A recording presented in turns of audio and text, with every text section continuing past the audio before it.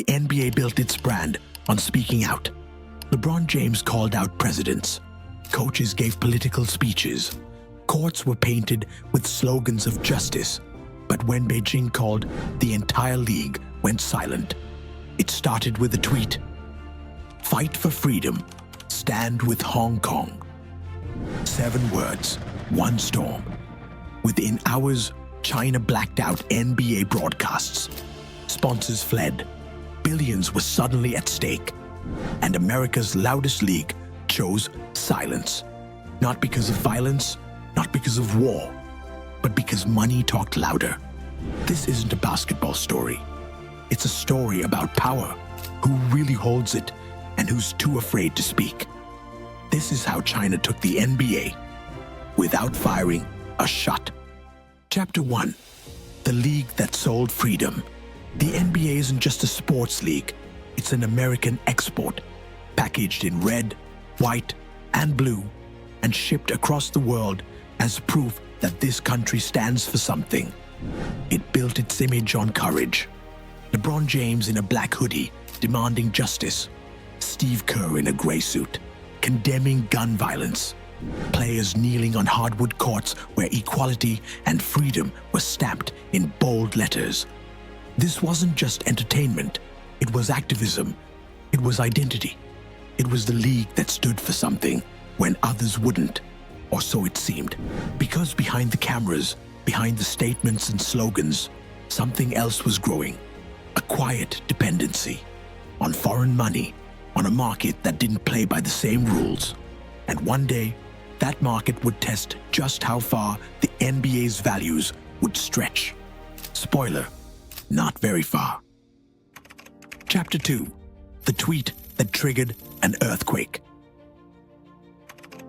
October 4th, 2019. A 7-word tweet. No images, no hashtags. Just a simple call. Fight for freedom. Stand with Hong Kong. It came from Daryl Morey, the GM of the Houston Rockets, and it set off a geopolitical earthquake. In Beijing, officials weren't amused. Within 24 hours, CCTV pulled NBA games off the air. Tencent suspended all Rockets broadcasts. Chinese sponsors gone. Adidas, Li-Ning, China Mobile, all vanished. The damage was fast, furious, and chilling. In New York, Adam Silver scrambled to issue a statement. In LA, LeBron stayed silent until he didn't. I think he wasn't educated on the situation, he said of Morey. The same LeBron who once quoted Martin Luther King, now cautioning a colleague for speaking up. Steve Kerr, usually vocal on gun control and US politics. When asked about China, he said, I don't know enough to comment. It wasn't just awkward, it was surgical. A league built on big voices had gone mute overnight. But here's what most people didn't know. That silence? It wasn't panic, it was preparation. Because 3 months earlier, behind closed doors in Shanghai, the NBA had already signed a $1.5 billion deal with Tencent. A deal that would soon dictate what could and couldn't be said. And when you see the numbers involved, you'll understand why the league didn't just freeze. It chose a side. In the next chapter, we'll step into those backroom meetings and reveal how China bought more than games. They bought silence. Chapter 3. The money behind the silence. On the surface, the NBA's silence looked like a stumble, a reaction, an accident of diplomacy. But it wasn't. The truth is, the NBA didn't stay quiet because it was afraid. It stayed quiet because it was already bought in. Tencent, the same company that blacked out the Rockets, had signed a $1.5 billion streaming deal with the NBA. More than ESPN, more than most of the league's US partners combined.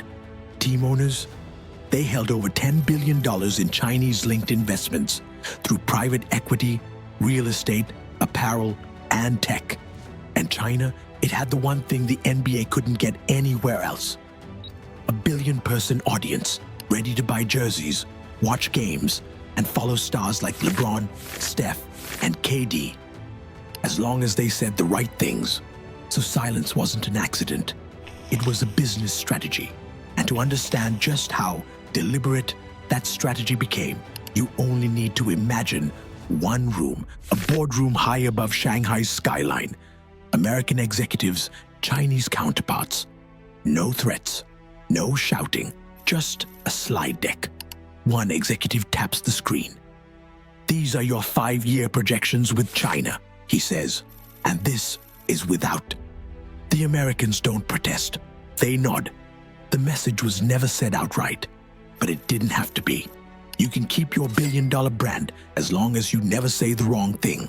The deals were signed in silence, but the consequences, they echoed everywhere, especially in the locker room.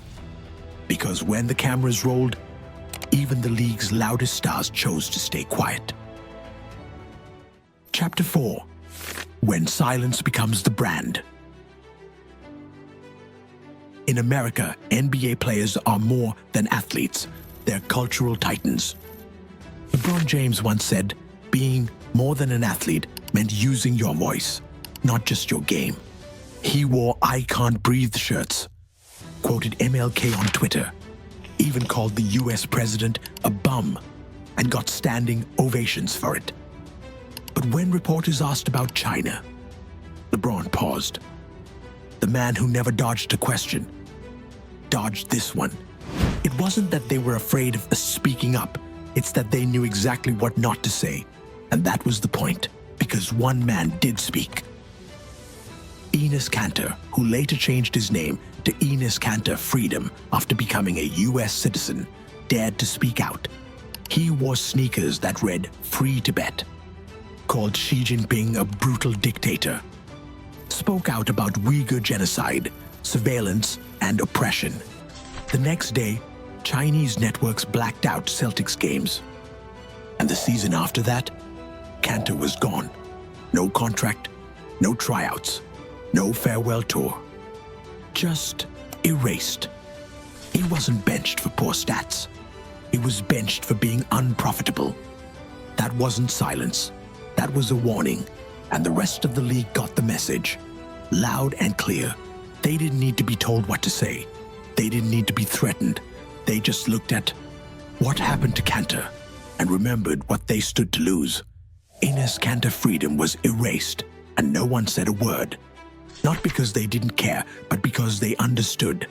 In the new NBA, silence wasn't just survival. It was strategy. But silence has a cost. And the real price wasn't what players stopped saying. It was what they stopped even thinking. Before we dive into the next part, here's something that could seriously level up the way you invest. If you're looking for professional-grade insight, not social media hype, you need to check out Seeking Alpha. Their Alpha Pick service gives you 2 hand-picked stocks every month, with a proven history of strongly outperforming the market. These aren't random tips. They're backed by data-driven analysis and real performance. Want proof? Click the link in the description to see the track record for yourself. And let's get back to the story. Chapter 5. A masterclass in soft power. They didn't need to threaten them. They didn't need to blacklist every player. Just one. That was enough. Because when silence becomes survival, obedience becomes instinct. By the time the NBA returned to China in 2024, no one needed to be told what not to say. There were no protests, no press conferences, no statements about Hong Kong, Tibet, or Uyghurs. Not because the league changed its mind, but because the league had been trained. This is soft power at its most dangerous. Not a command, a conditioning. Not censorship, a reflex. It teaches you what not to think and punishes anyone who forgets. So when the NBA quietly resumed preseason games in Macau, no apology tour, no public reckoning, the message was clear. China didn't just tame the loudest league in America. It taught it how to behave. Chapter 6. The Cost of Silence. The NBA built its empire on swagger and speech. Players didn't just play, they protested. Coaches didn't just call plays, they called out presidents. The league wasn't just loud, it was proud to be loud. But that only worked when the target wasn't Beijing. Because when China blacked out games, the league didn't double down. It disappeared, and the world noticed. Fans saw the contradiction. Critics saw the capitulation. But global powers, they saw the playbook. Because if China could bend this, America's loudest, most values-driven sports league, with 0 bullets, 0 sanctions, and just a blackout, what else could they bend? Hollywood adjusted its scripts. Silicon Valley reworded its press releases. Wall Street watched and nodded. This wasn't just about basketball. It was a masterclass in how power works now. Not through tanks, but through trade. Not through violence, through silence. Today, the NBA still sells freedom on t-shirts, on jerseys, on slogans. But underneath, it sells something else. Compliance in a $200 sneaker. And maybe the scariest part, no one's asking for it back. Because in a world where markets speak louder than morals, what's one voice worth anyway? If you think this was just a sports story, think again. On Silk Street, we uncover how global empires rise, not with tanks or treaties, but with billion-dollar contracts and cultural conquest. But the NBA's silence, that's just one piece of the puzzle. And if you want the full story behind the game, the agents, the billionaires, the power plays shaping the league from the shadows, come check out our sister channel, The Max Deal. It's not about basketball, it's about who's moving the pieces. Link in the description. This is John from both channels. Hit subscribe, turn on notifications, and I'll see you in the next video.